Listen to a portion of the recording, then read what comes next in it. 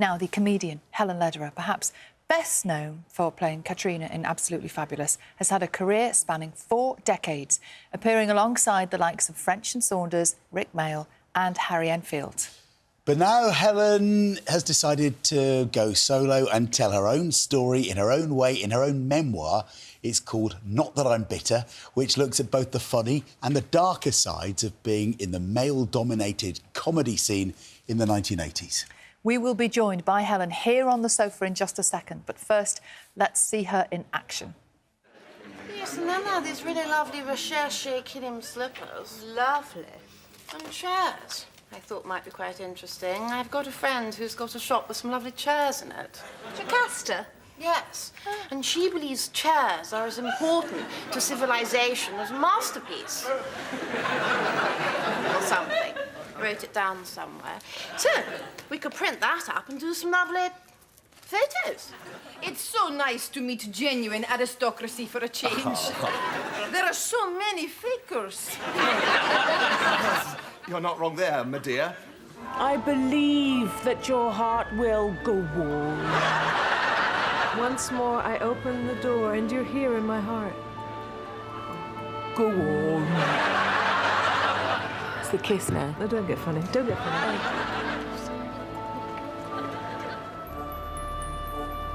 I'm the makeup artist on the Titanic. Cut! No, but I got a deal with Fax Macta. I love it.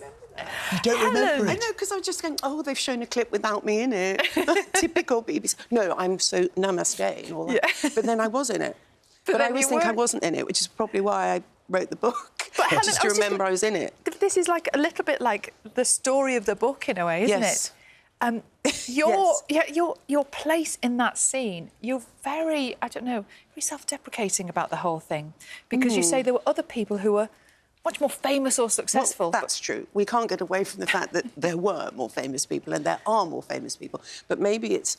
I think I wrote it that at the beginning of the book, there's a sort of passive-aggressive CV, just to say, actually, but I also had to tell myself that I'm this at the autumn of my life, and I have done those things. And I've been told you actually read the book, which I am astonished and thrilled by. Have you? That's the whole point. Yeah. Absolutely. Did you like it a bit? I really enjoyed it. I really enjoyed it. But I was really kind of upset by... There's a phrase at the beginning where I think it's your mum who's talking to you. Oh. And she says, stop showing off, Helen. Yes. And it feels to me like you're kind of... You've been shaking that off ever since, like almost like apologising. Yes, I over-empathise with people, by the way. That's another thing I have. So shaking, I'm miming the shaking just to be with you, John. This is body language. It's all right, we love you. Just relax, we love you, it's love. fine. We need more in this world. No, but because I was large, you can't say the other word, large and asthmatic, I missed a lot of school and I did show off a lot just to keep myself entertained. And I do like... But there is that split between making people laugh and then that voice on your shoulder saying, stop showing off. And that's the same with being a woman comedian, because it takes audacity to do it. And then, so you have to be very confident to do it. But it's in my instinct to do it, because I was always messing about. I am a person who just breaks some rules, but not to show off, but just because I have to break rules. It's the kind of way I'm made. There's a great story in the book, isn't there, where one of your friends' mums phones your mum. And you've done something quite naughty at school. So naughty. Yeah. I love the way you said quiet. Quite just marginally naughty. Like, quite naughty really at school. Bad. And your mum had a chat to you about it, and then she said, I'm just going to have to phone her back and say she was showing off. But actually... It's bad when a mother of the friend then phones the mother and you just feel that doom and you go, I'm really in trouble now and I can't really lie. Because if you tell a lie, then you have to tell a lot of lies. So one big... Yes, yeah. But... I'm glad you liked it, and the title is supposed to be funny, not that I'm bitter, because obviously I'm not, but only slightly, just a bit. Funny bitter. Yeah, funny bitter. Funny bitter is because bitter. I was there, and I was thinking the 80s and 90s, you know how we connect with programmes, and I'm a bit niche, so people who love the 80s and 90s will get that, and then there's the truth bit.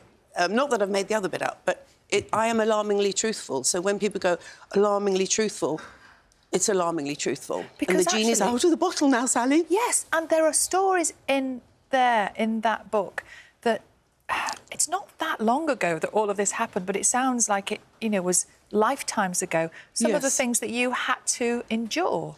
Well, Not easy. But we use those words now, don't we? But then I'm looking back, like when I was 20, I probably, I'd like to think, behaved differently to how I do now. So you're kind of looking at your younger self, being in that landscape then, and managing it. And so you don't, so your reactions are relevant to that time you're in. So, you know, when we kind of impose current values to then, I'm just bracing myself for some criticism that might come, but it's just how I remember it. And I try and find the comedy in everything, because that's how we manage it. And it's a safe place, it should be. I try and want the reader to feel as hysterical as I do. And then there's that kind of, oh, my God, did she really do that? I go, yes, I did. And I'm surprised that I did. I mean, I've surprised myself. But I just, you know, I mean, have you upset people in your life? Oh, I mean, yes. 3. I think I probably upset 3 people in 50 years. And so that's not too bad, is it, as a record? We upset people every day. there I you just go. wouldn't worry. So put it in a I book, guess Sally. you're Your next book. Are you nervous about this book? Are you worried Yeah. about upsetting people? Yeah, because I'm that person, like, I feel silences quite well. That's my mother was saying, like, the showing off thing. And then I'm fine. And then I'm one of those people that just says a bit too much. And they go, Helen, that was really great. You were really entertaining until you said that. So the book, I don't have a filter, really. But the publisher said I had to keep everything in. So I have. For example, you're very honest about taking diet pills. Yes. That was. I did meet someone at an audition, and they're banned now. But she looked amazing. I mean, she's teeny tiny, and did suggest. So I went off. In those days, you could just get them, and it just meant I did a lot of hoovering, a lot of talking. I was really busy, and I think I just drank wine and some crackers just for a bit. But this is what people did in those days. You see. So, yeah, we all do things, don't we, to try and improve ourselves. It's just, to what lengths do we all go? So it's all in the book. And do you think, having gone through all the things that you went through then, I know you wouldn't have realised this at the time, but you were all paving the way for this generation of women now. Like you say in the book, you can't move on a panel show now for a female comedian. Teeming with women, which is great. So, exactly. And it's certainly a lot better, isn't it? It's very different now. And as I say, you don't look back and moan, because when you're younger, like in my 30s, I wanted to do it. Why anyone would want to do it, I don't know. But you have to want to do it. So that ambition just keeps you going.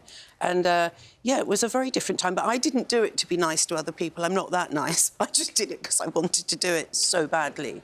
And then I set up the Comedy Women in Print Prize to enable other people to get published, just to do something nice. But it is quite hard being nice to other people all the time. So Well, it's you're tiring. nice. I think you know? your niceness comes across. There's a lovely story where you try to be nice to June Whitfield. Oh, I mean, this is I great. didn't, because she's such a wonderful person. No, it was people-pleasing, because I was brought up in the 50s and 60s where you have to write thank you letters and ask to get down from the table and things like that. Do you have to Yes, ask? always. Right. So Still do. I hope you're allowed. Awful if you're still at a table now. But anyway, yes, so I did tell that story. There's June there. June. You'd met on Absolutely Fabulous. I did, and she did the crossword, and she always talked to me, and we would talk about what sandwich we get for lunch and things like that.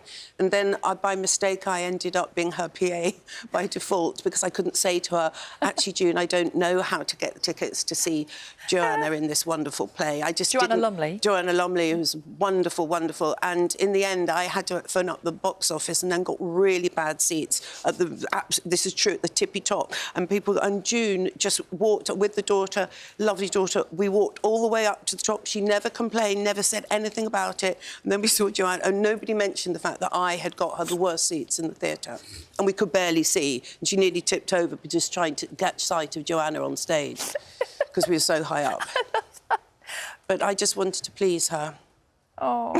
I'm sure she loved it. So, yeah, maybe she went again with better seats another time, didn't tell me. You never know. Maybe she'd already seen it. Yeah, I mean... You should have said, I'm bringing June Whitfield. I know, She's I like tried that on the royalty. phone. I tried to at the box office ex-actress. You know how you have to work in a box office, you have to earn your money. And I tried that in a kind of shy voice. Actually, it's for someone kind of put June Whitfield. And nothing, just, no, I had the bad seats. Has writing this book made you less bitter? Have you enjoyed the process? I'm not bitter, honestly. I just think I'm in the autumn of my life. I keep saying that. That's so sad. Is this that I don't know, but I'm glad I did it. I learned that maybe I am a bit different. But then it's OK now to be different because we're all a bit different, aren't we? So... What do you mean a bit different? Well, just that slightly inappropriate. And I know that I alarm people because sometimes I go to book launches and quite a lot of people walk away from me. And I kind of... There was one book launch where I think that's at least 5 people who've walked away. They say hi, but they get... I just got to... And because I'm slightly inappropriate, but... I think that's just how one is, and that's how it is, and the book is there. It's not pretty all the time, but because I couldn't leave things out, being truthful. It's a problem, being truthful. Helen Lederer, it is lovely to have you here this morning, being truthful with us. Can I just point out, we're not walking away. No. It's just the time we have to go. I'm OK. Thanks for reassuring we me. love you, Helen. Thank you. Sounds like these book launches are going to be very interesting, doesn't it? Let's go to one. Not That I'm Bitter, the book is called.